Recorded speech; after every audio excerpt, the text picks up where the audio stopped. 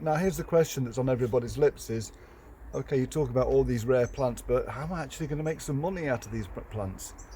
Well, you're not going to make a quick buck very quickly. You certainly won't be buying your spare house in the Mediterranean, but you can certainly very quickly start to turn out some money for the returns of propagating. I mean, some of the quickest returns you're going to get are the perennials. Any of the little perennials. This is a little Asarum. It's only propagated just before Christmas.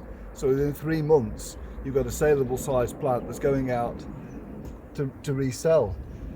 I mean, there are plants which are going to take even longer, but you don't just do one. You do some of those, and you do some of the long-term plants at the same time.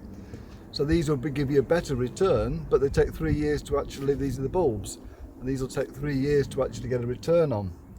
When I first started out, I started propagating fritillarias, and then I moved on to slower shrubs, things like Stachyurus.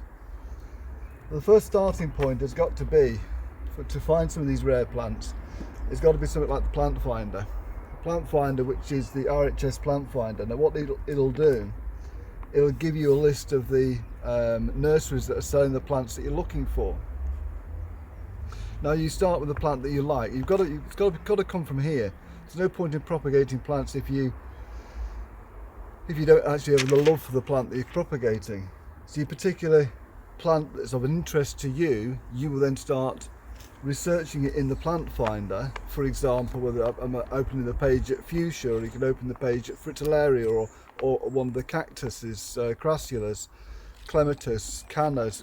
It doesn't matter what it is. Then you start looking through the Plant Finder, seeing which nurseries are selling the plant that you like, and then you're looking for if it's a nursery and it says widely available, well, it kind of tells you straight away you don't want to be propagating that one. But if it says only one nursery, time to contact that nursery and get that plant, because the chances are, if it doesn't sell for him, then it could sell for you, and you can actually make some good money out of it. So Plant Finder is essential. Another thing that's very important is to join a society. Whichever plant you're interested in, there's going to be a society, whether it's a cyclamen society, daffodil society, Hebe society, carnation society, fern society. The RHS produced a plant review handbook, and this is a list of all the plant societies that are out there. Join one of those. They produce a seed list at the end of the year, and if they produce that seed list, you can then order some of the rarer plants off them. I joined the Nerine Society about a year ago, and I've already got an array of rare nerines that are building up. So that's a good starting point. Then, thereafter, once you start to propagate them, use the social media. Use the societies to resell the plants that you've got. Once you actually join one of these societies, you'll soon quickly realise that they are open to buying and selling. And on social media, there's plenty of societies that are buying and selling, propagating plants. And you put a rare plant on there, just stick it onto Instagram, put it onto Facebook, put it onto Twitter, and say, I've got this particular rare plant. And don't undersell it. Don't undersell it. Some of the most expensive plants, the house plants that are being propagated, the rare house plants, could go for hundreds, close to £1,000 a piece. So you're propagating, don't undersell it.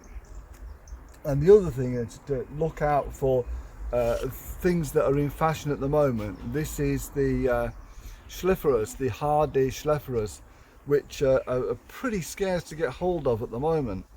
And you notice that, get some seed of those, get them established, get them growing, and before you know it, within 6 months, 12 months, you've got a good return for the plants that you're selling. So hopefully that's a bit of a help. It's a good starting point, and I'll continue this on how to make some money out of plants in a further episode.